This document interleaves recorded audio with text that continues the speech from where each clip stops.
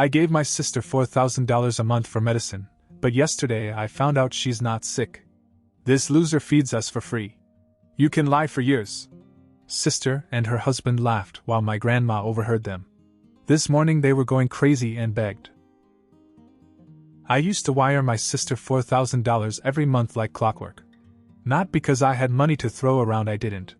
I was juggling a full-time construction job, paying alimony for 2 kids, trying to make at least a decent life for myself. But I sent it anyway, month after month. Because she said she needed it for medicine. And in the beginning, she really did. I remember the first time she called me crying she'd just come back from the doctor. Something about a rare autoimmune disease that was affecting her joints, her energy, her appetite. She sounded scared and looked even worse. This was about 3 years ago. Her husband didn't work much.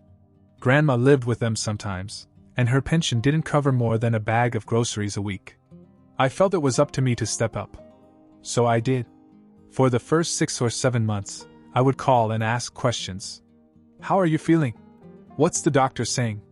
Do you need help getting there?" She'd answer, but it was always vague. "It's complicated," or "They're adjusting the treatment." I told myself I didn't need to see the paperwork. I believed her. She was my sister. But over time, the updates stopped. She never mentioned doctors again. Just needed the money. Always. For the meds. I started to feel weird about it after a year, but by then I was so far in that it felt wrong to suddenly doubt her. Like asking for proof was an accusation. Grandma never said much. She'd stay with them for a few weeks at a time, especially in the winter. The apartment was warm and she liked not being alone. We didn't talk much, but she always thanked me for supporting her. This morning she called me. No small talk. She said she had heard her last night. She'd gone to bed early, as usual. But the furnace made that clicking noise it makes sometimes, so she stayed awake. She said my sister and her husband were in the kitchen talking, not even whispering. "I can't believe he's still sending it," my sister said. $4,000. Every month. He doesn't even ask questions anymore. Her husband said, "This loser is feeding us for free. All you have to do is say medicine and he panics." And then this is the part that made me go cold. My sister laughed and said, "He probably thinks I'm on my deathbed. He's too busy with his ex and the kids to see straight." I didn't say anything. I just listened as my grandmother continued to talk. She said she didn't want to believe it at first. But it wasn't the first time she'd heard things. She'd brushed it off, told herself she misheard, that maybe it was a joke. But last night? There was no doubt. Here's the twist. My sister is not sick anymore. Hasn't been for a long time. That also came out during their conversation. She was talking about how annoying it was to keep up the act when Grandma was around. Said she has been feeling fine for a year, maybe longer, but still tells Grandma the meds are stabilizing her. Then the weird part. Grandma said something else, a detail that didn't fit. "They have cash, Mark," she said. Real cash. In an envelope. I saw it once by accident when I went to get tea towels. It was stuffed in a cereal box in the pantry. I froze. Because they were always telling me they were behind on their bills. They always made it sound like they were one rent payment away from being homeless. I even helped them cover 2 months last year when their landlord was supposedly threatening to evict them. That was 5 hours ago. I've been leaving work early ever since. I've pulled out all the bank statements. I added up how much I've sent over the years. And I've made a plan. Because today isn't just any day. Today is the day they learn what it's like to be used. I didn't realize I'd driven all the way home until I was in my kitchen, hands on the counter, staring at the tiles. My phone was still in my pocket. Grandma had texted me after the call. Just 3 words. Do something today. She's never been like this. She's the kind of person who thinks everything can be solved with tea and patience. So when she told me to take action, I knew something had changed in her too. I pulled out a legal pad and started jotting down numbers. In 3 years, I'd sent just under $140,000. On top of the rent I helped them with, a used car I co-signed for, food runs, emergency cash. Add it all up, it had to be close to $180,000. Easily. And they'd laughed about it. What hurt more than anything was the realization that they weren't just cheating me. They were fine with letting me burn out while they sat back and watched. They didn't just accept the help, they felt entitled to it. Like I owed them. Like they were smarter because they tricked me. I called my ex. We got along. It's been years since the divorce and we've both grown up. She answered quickly, probably surprised to hear from me in the middle of the day. I told her I was thinking of coming over after school to see the kids. She said sure, of course. Then she paused and said, "Is everything okay?" I said yeah, I just had a weird day. I didn't tell her the rest yet. But I was going to. I was going to tell everybody. My sister had used the whole family. Grandma too. My children were missing out because I was too busy helping someone who didn't need it. I didn't know what to do next until I remembered something that happened a few months ago. A friend of mine, Jason, installs smart security and surveillance systems on the side. We'd done a few jobs together, and I'd helped him get a discount on tools once. So I gave him a call. I asked him if he still had those little USB recorders. He laughed and said he had a box of them. Asked me if I was finally going after my landlord. I said no, this was personal. 30 minutes later he met me in the parking lot of a gas station. Handed me a little recorder. No bigger than a lighter. One button. Good for about 8 hours. I had a plan, but I wanted their words. I wanted something I could play back, not just to Grandma, but to everyone in the family. Maybe even her landlord, just for fun. I went straight to her apartment. They weren't expecting me, but that was the point. On the way up, I put the recorder in my pocket, turned it on, and knocked on their door. When they opened it, they both looked surprised. My sister faked a small smile. Her husband didn't bother. "I didn't know you were coming," she said. "Yeah," I said. "Had to talk. Something's been on my mind." I walked in without waiting. Her place looked a little too clean. And now that I looked, I noticed things I hadn't before: a new flat screen, an air fryer, Bluetooth speakers. None of this was here the last time I visited. She sat down on the couch, pulling the blanket over her legs the way she used to when she was still pretending. But I saw it now, the way she sat, the energy in her voice. She wasn't tired. She wasn't sick. She was fine. "I've been thinking," I said, "about the money I send you. I need to figure out how long I can keep doing this." She nodded as if she understood, but her eyes went to her husband.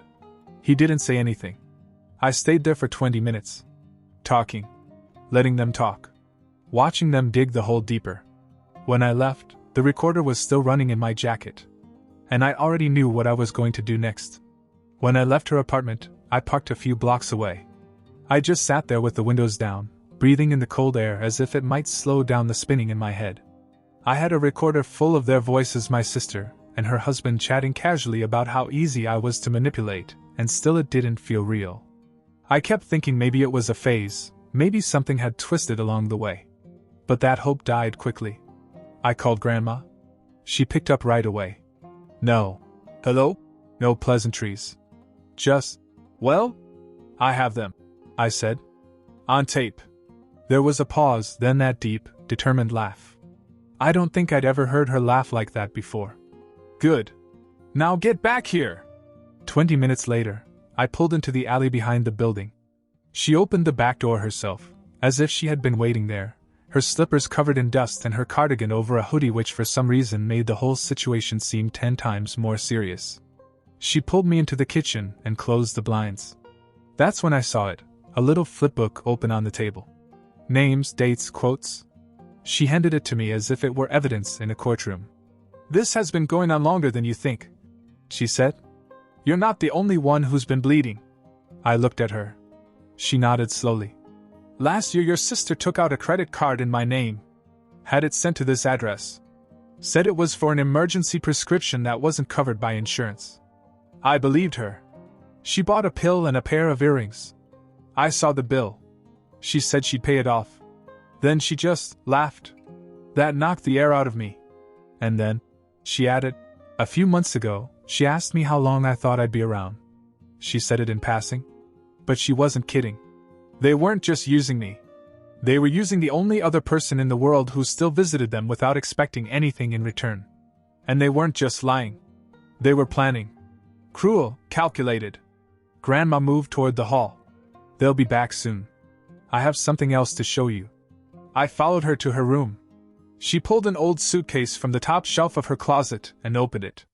Inside was a tiny surveillance camera and a stack of flash drives and sandwich bags. I put the camera up last year when I started hearing them say my name behind closed doors, she said. I didn't think I'd ever use it. I just wanted to know I wasn't crazy. The footage she showed me was crazy. One clip showed my sister in a silk robe dancing with a glass of wine and saying, "It's payday, baby." Another had her husband scrolling through a phone, laughing and saying, "Mark's still working weekends? That's good. We need a new blender."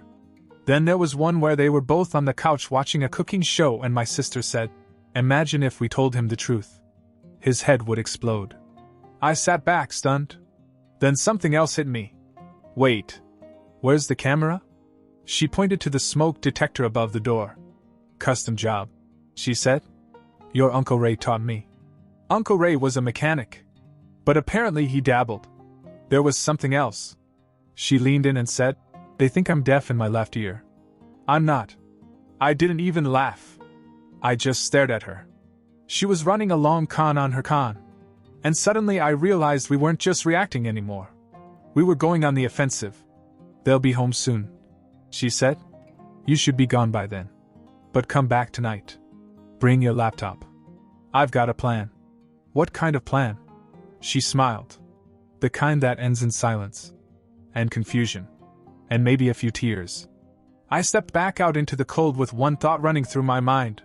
They chose the wrong old lady. I went home, grabbed my laptop, poured myself a drink, and sat there staring at nothing. My grandmother, this tiny old woman who everyone treated like she was background furniture, had outplayed two people half her age and 3 times as smug. But it wasn't just about catching them anymore. It was about doing something with her. So I wrote it all down. Dates. Amounts. Every transfer I made. Every lie they told.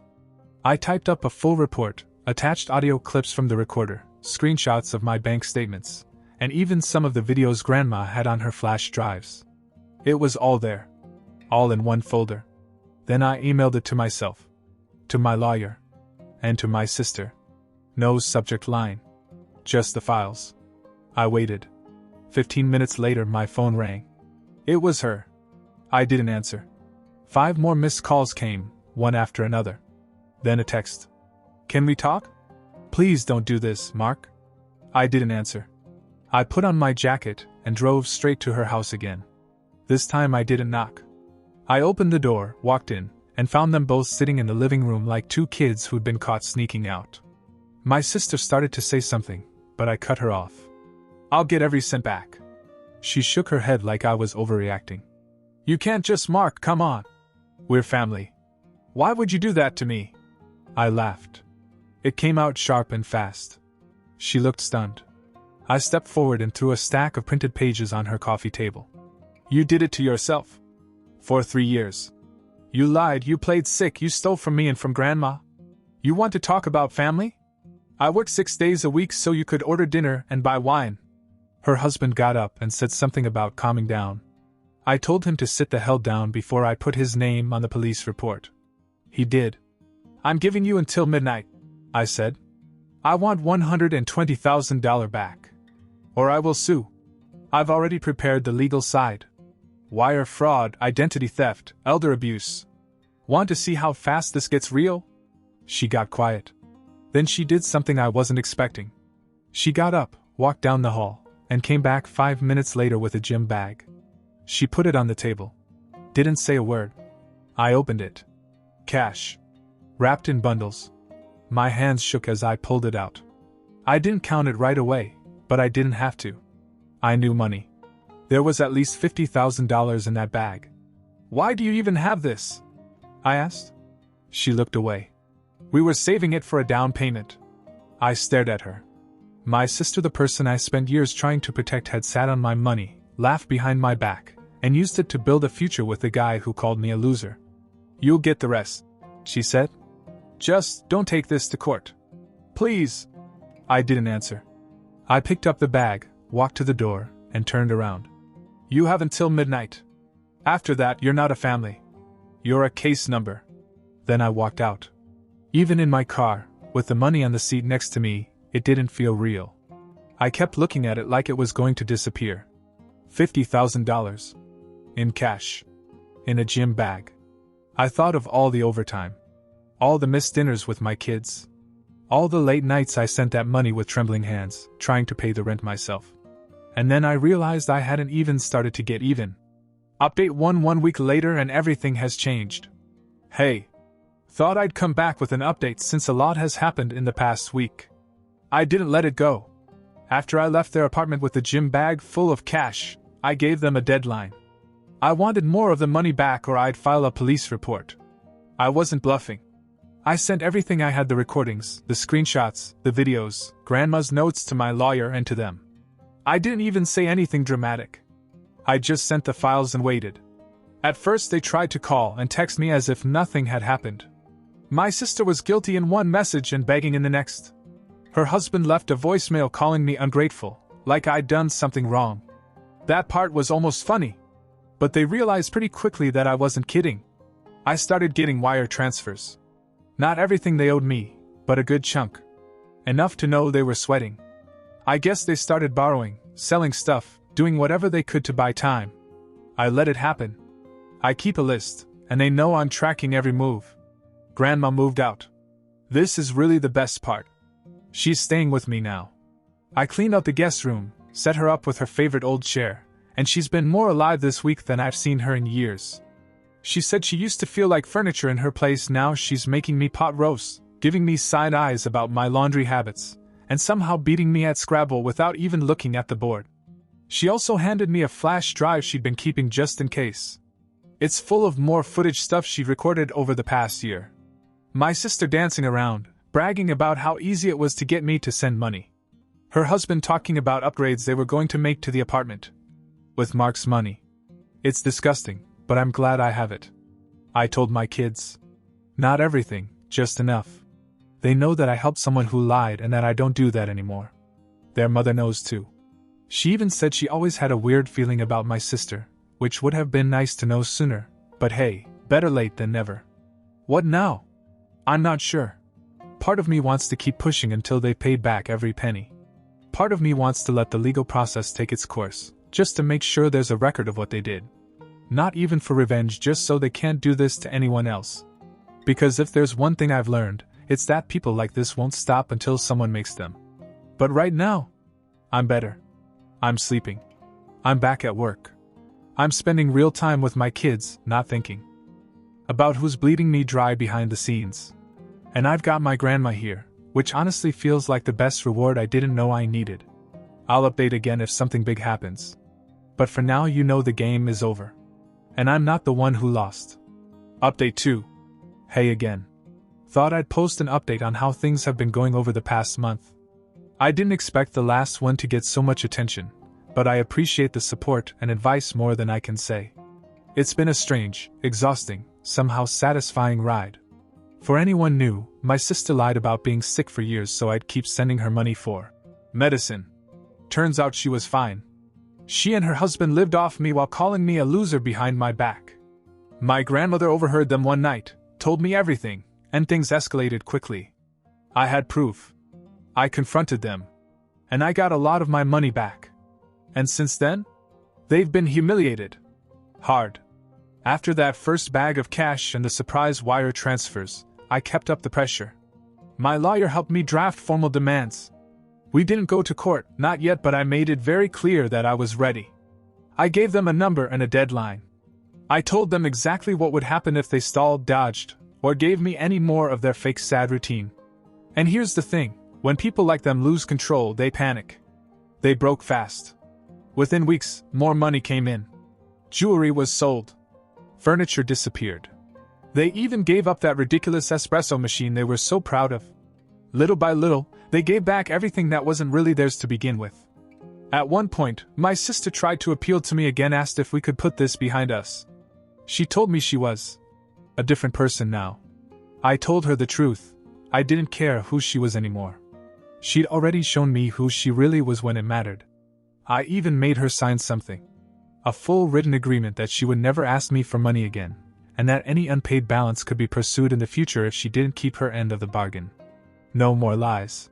No more. But we're family. She signed it. She knew she had no other choice. Her husband, on the other hand, tried to puff out his chest a few times, tried to act like I was taking food out of their mouths. I reminded him that I'd been feeding them for years, and if they were hungry now, it was just reality setting in. By the end of the month, they had what really belonged to them: the couch, a mattress, some old clothes, and a cheap TV. That was it. Everything else had either been bought with my money or sold to give it back. I made sure of that. They moved out of the nicer place. Couldn't afford the rent anymore. Last I heard, they're living in a smaller place out of town. No more wine nights. No more flat screens. No more anything that wasn't honestly earned. Grandma's still with me. She's happier than I've seen her in years. We take walks. We cook together. She even got a little part-time hobby job at a fabric store nearby, her choice, not mine. She says she likes being around people who say thank you when she helps them. I still work, but I don't feel exhausted anymore. My bills are paid. My kids are doing well. I've got some breathing room. And most importantly, I've got a clear line in my life. The people who are real and the people who never were. They didn't just lose my help. They lost me. And for once, I think that hit them harder than anything else. Thank you for sticking with me. It's been a hell of a story. But it's mine again. Update 3. I honestly didn't think I'd be writing here again. After the last update, I figured that was it. Situation dealt with, lesson learned, story closed. My sister and her husband were out of my life. I got most of the money back, and I had my peace. Grandma was still living with me, things at work were steady. I was spending more time with my kids, sleeping through the night without the weight of someone else's problems on my chest. I was finally back in control. But life's funny. Just when you think things are settled, it throws something new at you.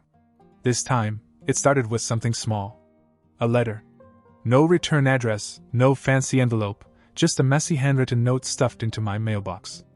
At first, I assumed it was some random mailer or maybe junk, but I recognized her handwriting before I even opened it. It was from my sister. She didn't ask for forgiveness, which honestly caught me off guard. She didn't deny what she did either. She said she knew I'd never trust her again. Said she wasn't asking for anything. But the letter read like someone who'd finally hit a wall. She said her husband left her. Just packed up and disappeared after draining her of what little she had left. Took their savings, whatever was left of it, and sold off things she didn't even realize were gone until weeks later. She said she finally understood what I'd been carrying all that time. Said she kept waiting for the anger to fade, and instead it turned into something worse: silence. Loneliness. Reality. I didn't reply. I read it twice, folded it up, and left it on the kitchen counter. Grandma read it too. She didn't say much. Just shook her head and went back to her crossword. A few weeks later, I ran into someone from their old building, just a guy I knew in passing. He asked me if I'd heard about the place they moved into. Apparently, there'd been a string of weird thefts. Nothing huge, just enough to rattle the neighbors, things disappearing off porches, someone trying to pawn off electronics in the parking lot. The way he told it, no one ever caught the guy, but people had their guesses. It didn't take much imagination to figure out who was involved. My sister's husband always had that low-level schemer vibe, like someone who could never quite hold a job but always had a plan. And then came the call. Not to me, but to Grandma. It was a woman from the local community center, someone she'd known for years. She said my sister had come in asking about housing assistance. She didn't give her name at first, just said she needed help, somewhere safe to stay. But the woman recognized her. Said she looked tired, gaunt. Said it looked like she'd been sleeping in her car for a while. Grandma didn't cry. She didn't even sigh. She just listened and thanked the woman and hung up the phone. Then she made herself tea and didn't say a word for the rest of the night. Me? I sat with it for a long time. I'd be lying if I said I didn't feel something. It wasn't pity. It wasn't forgiveness. It was something in between. Like watching the pieces of something that used to matter fall apart from a distance you no longer wanted to close. I haven't reached out. I don't think I will. Not because I want her to suffer, I don't. But because I already gave her more chances than most people ever get. And she cashed every one of them in without blinking. Sometimes, the ending isn't about tying things up neatly. Sometimes it's just watching the dust settle, realizing you made it through, and walking away for good. So yeah, I thought the story was over. Turns out, it was just quieter than I expected. But it's still mine.